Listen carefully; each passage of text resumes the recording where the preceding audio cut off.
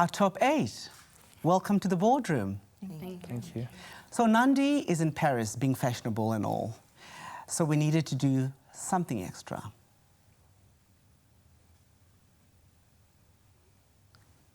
I'm sure you're wondering why there is a third seat at the boardroom table this week. We have a guest judge who is at the event and who will give you feedback regarding the overall experience. I hope you're ready for it, because now you'll get from the horse's mouth exactly what your guests would have experienced, not just from the judge's perspective, for a change. Contestants, get ready to welcome none other than DJ Loyd.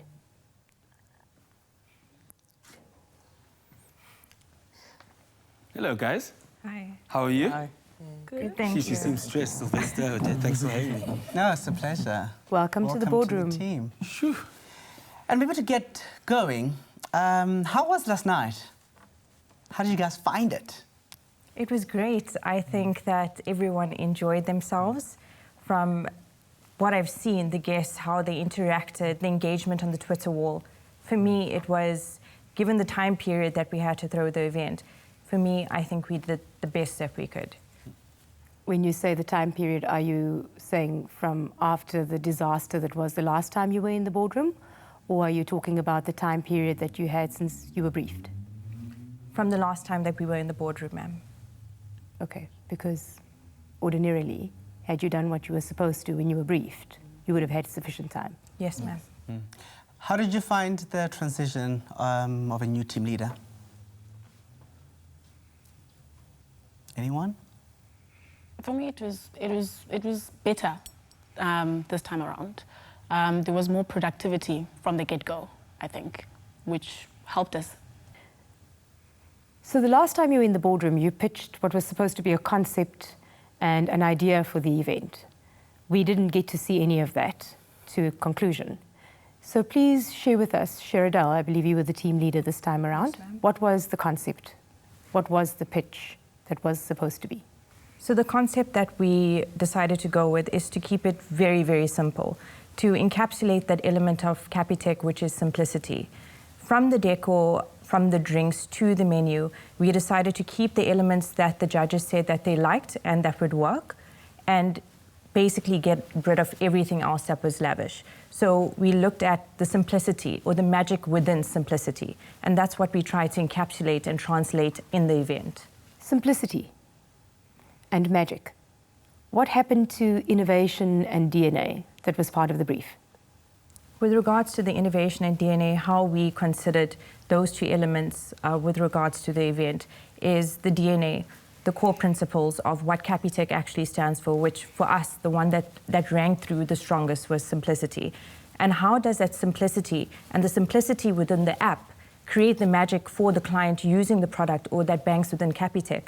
I do believe that innovation and DNA was not translated as strong as we would have liked it to be translated within the event, which is completely understandable. I saw it myself. However, I do believe that we at least try to encapsulate what Capitec stands for, which is simplicity, and relay that through the elements that we added to the event. I'd like to first of all say congratulations and well done for rising up after that horrible fall last week. And it's important that you were able to see the challenges and actually be able to deliver an event, because I was really worried that we were not going to have an event. So well done on that. I do think, however, that in terms of the concept, the key job was to launch a new positioning for Capitec. So it was actually moving from an old positioning to a new direction, as well as obviously launch a new television commercial. Do you think that you guys delivered on that new proposition? And what was it, the new proposition? You mentioned an app. I didn't see any demo of any app. Kitty, Yes, I did. do you care to answer? Yes, I think on my end, I do believe we could have done a little bit more on the television screen side. gone a little stronger on the branding side. I know we were kind of tackling the venue and its constraints. And I think, you know what, you're absolutely correct. In terms of the branding, showing them the old and transitioning over to the new, there were some elements of the branding that we could have actually just pushed up a notch. But why is it that it feels like you guys weren't aware of the fact that there was a positioning shift or a change? Because why is everyone seeming blank when I ask that question? I do believe that we did not translate the new positioning of simplifying banking strong enough throughout the event. It moved from banking better to now you've banked with them. Now how is your banking simplified? Which is, I feel, what they're transitioning towards. And I feel that they could have been translated much stronger within the event, sir.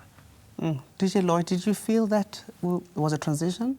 Definitely not. I think most of these things usually start with your MC brief, and I had the honor, and thank you for having me yesterday, of when you brief your MC, they kind of carry your entire message of what you're trying to do that evening. So if this transition from banking better to simplifying banking is not even in the MC script, it tells you that you're going to miss a big hook in terms of what you're trying to do. So for me, that was the one thing that was really missing on your guys' brief. If it wasn't in the brief, it means that everyone would not have known. And usually when you stuff up an event, it starts at briefing phase. So I think unfortunately, it's actually the most important part of this brief was a positioning launch. So it's not about the event for the sake of it, but it had to deliver something quite specific. Because I was at the event as well, and I was quite active on Twitter.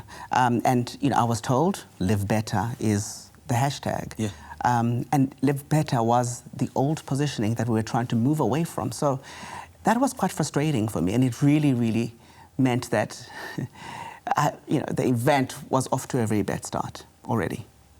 in fact, all your branding points did not speak to that. From the card game that you had, there was nothing that spoke about simplifying banking within that. You had the screens which were tactical. I think they were good, well positioned, but you didn't use them. And I think that could have been a really great part to get the messaging across. Who was in charge of the messaging? It was a social media team, sir. So it was myself and Gebo. Okay. Yourself and Gebo. Yes, ma'am. All right. Now, who decided on the overall theme of the event from last week to this week in terms of how you were going to make it better? We had a coordination meeting, and within the coordination meeting, we went apart that evening and we came through with our concepts in the morning. And from there, we essentially decided as a group with what we're going to move forward to and how do we see this rolling out in execution. So it was, I would like to say, elements of each person's idea, ma'am, with regards to the concept. So you spoke a lot about simplicity, and the event for me felt extremely cluttered, very busy, very layered and very complicated. There was nothing simple about it. From a branding perspective, I was a little underwhelmed because there was some Capitec branding, a few screens here and there that really weren't in line of sight for most of the guests. But most importantly, an event is also about the experience, right? It's an opportunity for guests and stakeholders to experience the brand. The brand experience for me, in terms of the logistics, was very, very badly handled. And that impacted, for me, my experience of the event. DJ Loyd, how do you feel about... Look, from my point of view, I need to take my hat off first and foremost. I'm not a diva, so I kind of created a couple of challenges for you guys to see how you guys would handle that. You handled that very well. I think, for me, that's literally a drop in the ocean of what you're going to handle in terms of other artists and other acts and other important people around the country and in the world. So it's good training for you guys to equip yourselves. From a logistical point of view, your parking plan, for me, was a little bit non-existent. It wasn't communicated well enough. So if people knew that they had to park over the road and walk over, there were no ushers when I got to where I needed to park. I think you needed to organize that with the hotel and let them know that there are people going to be parking, create some sort of a system where people can be identified easily. So unless you were looking for it, or if you had the venue in your Google Maps per se, you're going to get lost. So I'll tell you what I did like. The lettering of Capitec at the entrance, spot on, because already I knew that this is going to be hot, it's going to be amazing. I got in the little card with all the hashtags. If they were correct, it would have been perfect because it told me exactly what I needed to know. Then I got a red tag that said I'm a VIP, and I already thought, that's amazing. Got into the lift, arrived, and outside of that, I liked the goodie bag. I thought that was a well thought out goodie bag. It had all the things that I did need, and I also did like the drinks. The rest, I have a very different experience. I took a walk to get the full experience from the parking. So even though I wasn't necessarily parking, I took the time to take a walk all the way to the parking area. And whilst there was an usher who kind of saw that I was potentially dressed for what would be the Capitec event, there was not another usher in sight. So having come out of the door, on the other side of the building, which is the building, the entrance closest to the venue, there was absolutely no one. And I stood looking left and right to see which way I would have to go, and eventually spotted, somebody down there who potentially could be an usher because I saw a scarf. Walked to that person and then walked to the event where I was also wowed by the lettering at the entrance. Went to the registration, received my wristband, and walked to the lift to go upstairs. No branding in the lift whatsoever. No indication that I was to go to the 6th floor either.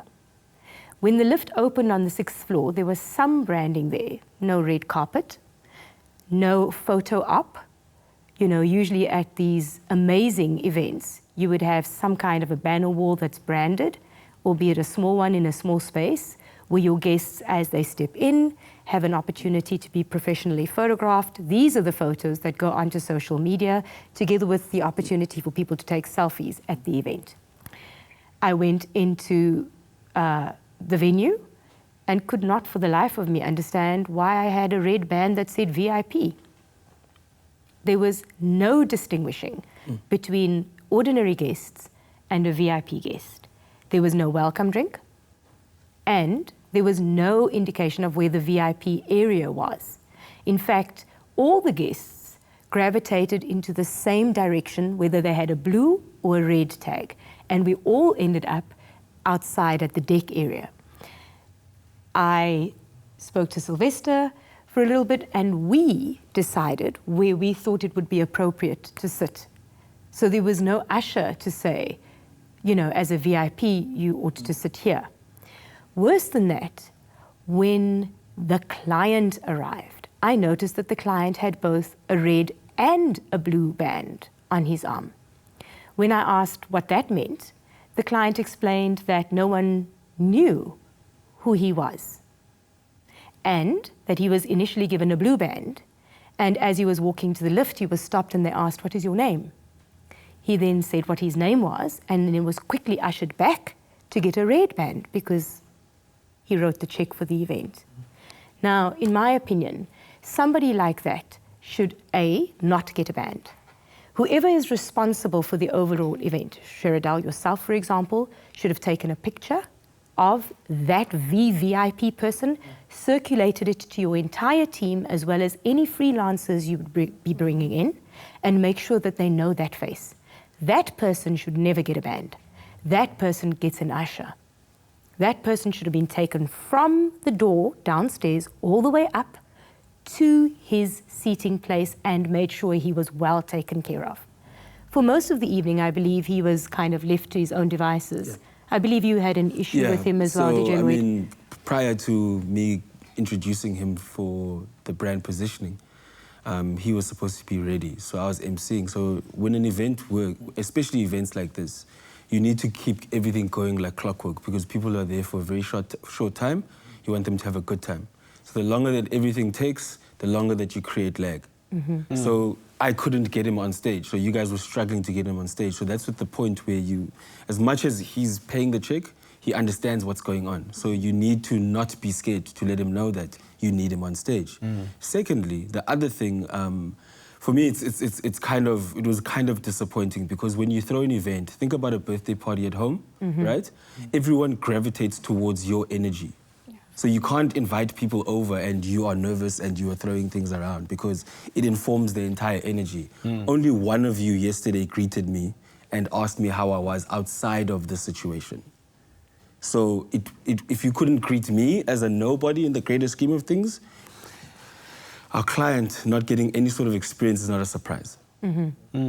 So there were 8 of you at the event. How did you guys decide who's doing what that night? We had a meeting where we all sat down together and we ran through the running order of the event, and then after which we said, okay, what exactly are we going to do on the night? And we designated roles with one another according to each of our departments. Okay, so how many zones or areas did you have at the event yesterday? Well, in terms of zones, we had the VIP section, which was meant to be the library section, the walkthrough, which was the bar area, and then the outside, which was the pool deck area. One thing I don't think we anticipated was everybody landing up in the pool area. Well, when you did a site recce, did you not feel that it was extremely hot inside? Without all of the people, it wasn't. And then when people started coming in, we felt the temperature go up. And we asked for the aircon to be put up to, well, down to its coolest, and it still wasn't cool enough. So that wasn't expected, for it to be so hot even with the aircon. So what was your contingency plan? We opened the windows at the end of the passage, like along the corridor, hoping that a breeze would be caused between the main door and the windows, hoping that that would help cool down guests. Mpho, last week was quite challenging for you. How did you find this week and what was your contribution? I managed to move away from my emotion to give the best quality of work for the event. I contributed with the lights outside, as well as to run the entertainment area. Entertainment area? The technical side of it. Oh, because I was about to ask about the entertainment. Tennille was running the talent as well as, Okay. So, Tennille. Yes, ma'am. Entertainment. What was the entertainment? We had so many restrictions with the venue. We couldn't, the venue didn't allow an external DJ. Therefore, we provided DJ Vincent with an option to give us a playlist, and we would pay him for that. And DJ Loyd was our MC. So that's the only 2 that we got that was situated in our budget as well. So, yes. Did you think that that was going to be enough to get everyone excited? Honestly, I didn't think that was going to be enough. I wanted to get another, like a singer, or maybe some dancers, just like subtle movements. But because of the place restrictions, I couldn't get that, and also my budget. Did it ever occur to you to reallocate things within the budget? So you had an overall budget, but did it ever occur to you to look at line items where you could save and then shave off a little bit of money here and there to create a pool of money that could have allowed for you to bring in, for example, a comedian? Most of South Africa's top-ranking comedians, for example, are resident right here in Cape Town. I actually had a list of comedians that I wanted at the event that I mentioned to my team, and we decided to stick with the certain concept of having simplicity and only having the DJ and the MC there. So when I proposed this, they're like, no, let's just move away from that because it's not going to be a laughing thing. So we decided to stick with only our DJ and our MC. The Sunday when we went there, we just made a booking to go through the venue.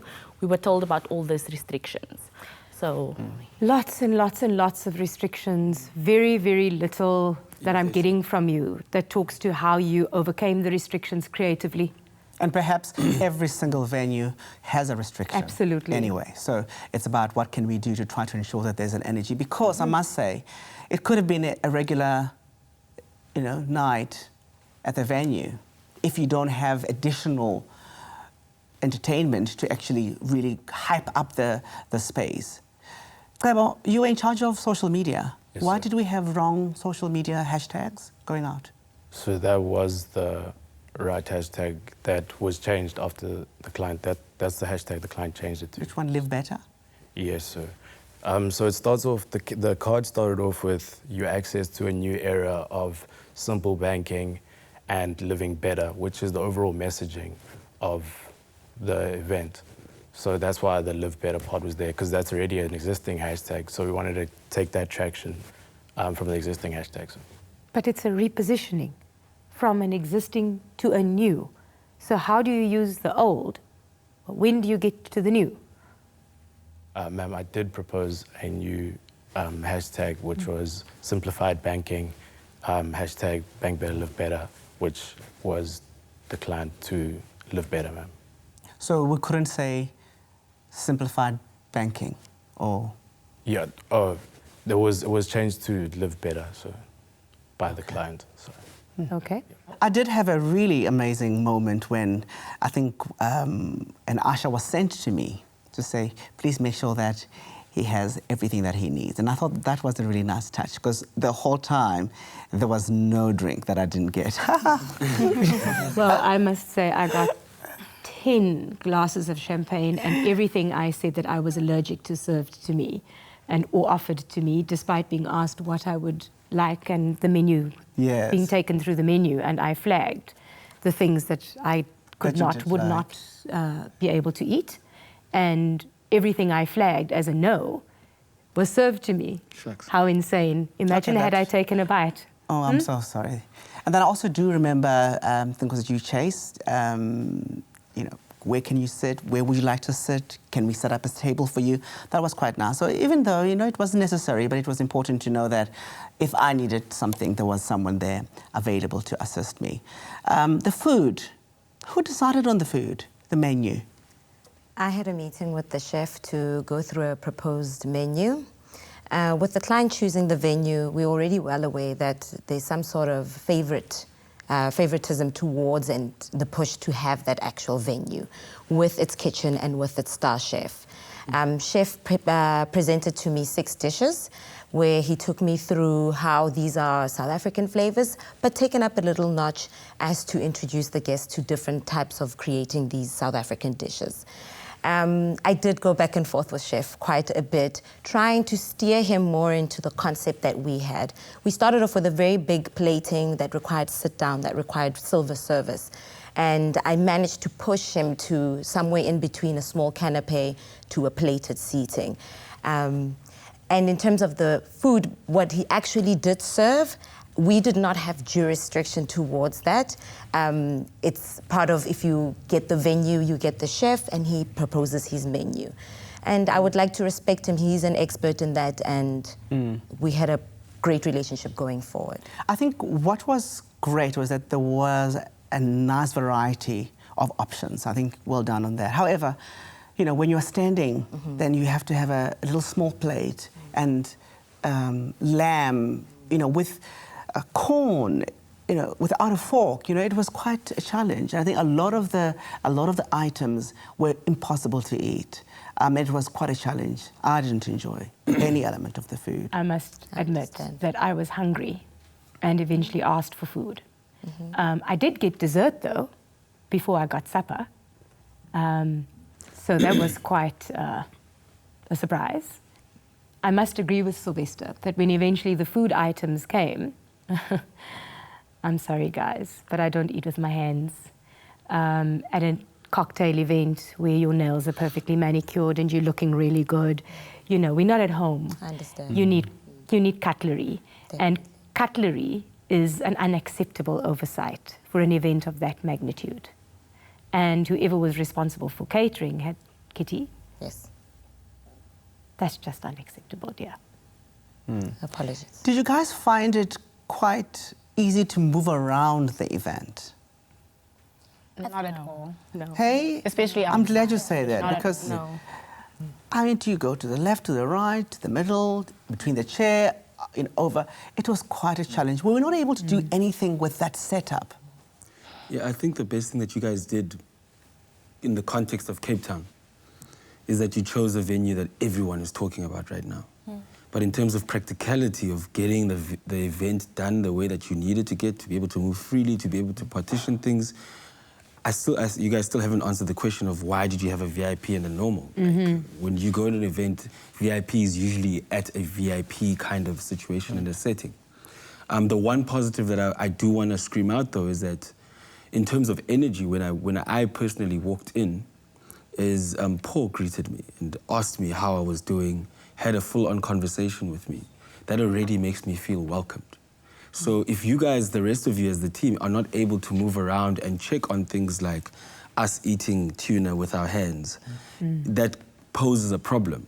And the only thing that you guys are saying right now in terms of fighting for your own event is that you only talking about restrictions. The venue, we couldn't do this, we couldn't do this. Yeah. I'm sure at some point you could have made a call and went, this venue is not going to work for what we want to do. Or, better still, you're the client in this case to the venue and sat down and had a tough negotiation because this is an important event. You're the custodians of somebody else's money, and it's up to you to ensure that this event ran 110% smoothly.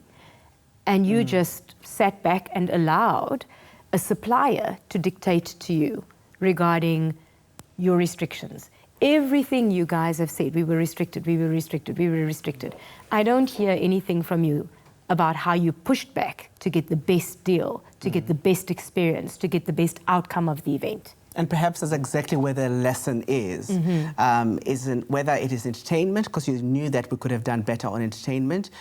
You knew that we could have pushed better on the hashtags, because clearly there was a gap and there was an opportunity. On food, we knew that we could have pushed better on food. And I think logistics, Chase, you know that we could have done a much better job in terms of that process. So this says, in our industry, you are going to have to push back, not even a little bit, but a lot, okay? A lot. Because some decisions can cost you an amazing event. So you do want to make sure that you don't just sort of like, oh, okay, it's a restriction. Oh, sorry, the venue doesn't want us to do this. Because we are in Cape Town, we could have found another venue. You know, and if you guys had said that from the beginning, then we wouldn't be sitting here judging you on a venue that maybe you didn't want to have in the first place. So that would have showed a lot more of that. So part of the lesson is, and hashtag be the brand, it means that you need to push back. Of course, reasonably. Contestants, I can't help but think back to last week's boardroom meeting and the poor behavior that we observed. And this week, I'm seeing a whole different group of people who are sitting back and just allowing things to happen, almost as if you are just trying to dodge, you know, being standing out or being seen to be standing out or your voice being heard. And I'm deeply concerned that the energy I'm feeling from you right now is not authentic in terms of what you really and truly thought about the event, your planning, your roles, your fellow team members. So I will urge you to think about that, because this is still a competition. This is still a job interview. And each and every one of you are still accountable for your contribution, right or wrong. And Madam Project Leader, even though you had little time, the little time you had was because of all of you dropping the ball, big time, to the extent that you caused the client enormous distress. So my parting words with you right now is have a think about that. Have a good think about whether or not you are being truthful about your event. Everything is nice, everything is good, everything worked well, we worked well. Nonsense. Everything didn't work well. Nothing ran as smoothly as you are trying to portray. Fight for your event and give us some kind of indication that this was an event that we perhaps could think better of.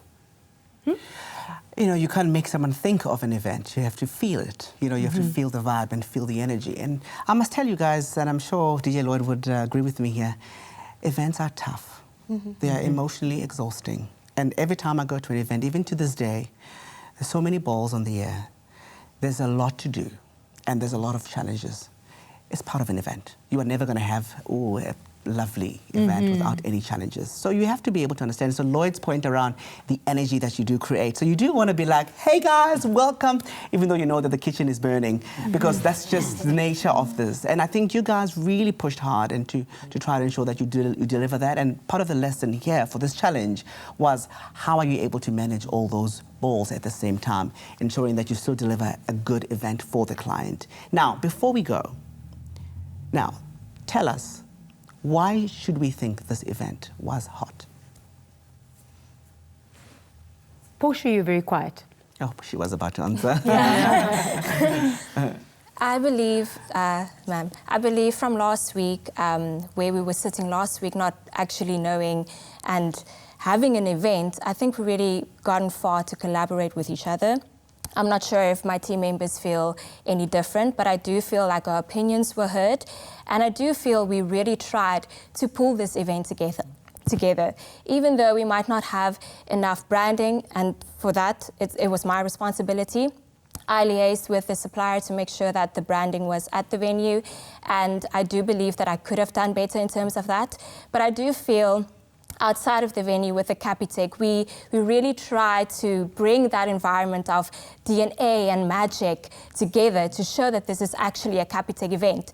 And for me, I'm so proud of our team that we pulled it together, but my sell would be the fact that we collaborated, and for that reason, I do feel that our event might have been better, but we pulled through. Can I just add to that? To me, actions speak louder than words. So I believe that we weren't that bad and we weren't that good. There was always room for improvement. And I also believe that we worked with what we had. We didn't fight enough for it, but we worked with what we had. And we just wanted to give our client the best. That's it. It's not that bad and it's not that good means it's mediocre. Chase, you were about to say something? For me, I've never worked on an event before. So it was a massive In growth. production? Aren't you the production specialist, Yes. but you've never had an event? Not an event, more so film production, coordination, photo shoots. So this was a different kind of event that I've worked on. So it was a massive learning experience. And what, at least from my side, what I wanted to bring to it was the subtle details. So putting the little ambient lightings of red and blue on the bookshelves. If you walked into the bathroom, it reinforced the Capitec colours in the bathroom, the little fairy lights in the darker elements, in the darker spots. So those smaller details, I hope, made a little difference. Not to me, they didn't, sorry. Can I also maybe just, Chase, that particularly for you, how many of you would say that this was their first event that they're producing? You've never arranged a birthday party, you've never been involved in anything in your family from an event point of view? Sorry, Sylvester, I just want to be sure that we get a correct answer. For me, I've been the help, so I've been on the other side. I've never been the organizer, but I've been the hired help, so that's why at the event I was more hands-on than standing back. So I literally was like the waitress, because to me that's more familiar. And so if we had to go back, I would say one of the biggest challenges that you had was the zones. Because you mentioned that you had 3 zones, but you actually probably needed to have about 12 zones. So the parking, someone who's in charge of parking, zone 1. Reception area, zone 2. Lift, zone 3. Welcome area, zone 4. Food, zone 5. Staging, zone 6, and so on and so forth. So that each and every single person is in charge of a particular area, because then you would have addressed parking, you'd have addressed food, you'd have addressed entertainment. And I think the challenge was, because we all sort of wanted to be in the room, it was almost too little zones, too many people. And if there's a lesson, particularly, Chase, for you in production, is that rather have more zones and more people placed in those zones to then manage a much better flow, so that we know that parking, there'll always be someone in parking, no matter what happens. And also making sure that your suppliers, whoever that you take to help you with this, also don't work alone. Because then, for an example, the client walked in, perhaps there was just a supplier, not any of you, but you do have to have someone there. Good lessons, however, we have work to do. We'll chat to you in a bit. Thank you. Thank you, contestants. Thank you.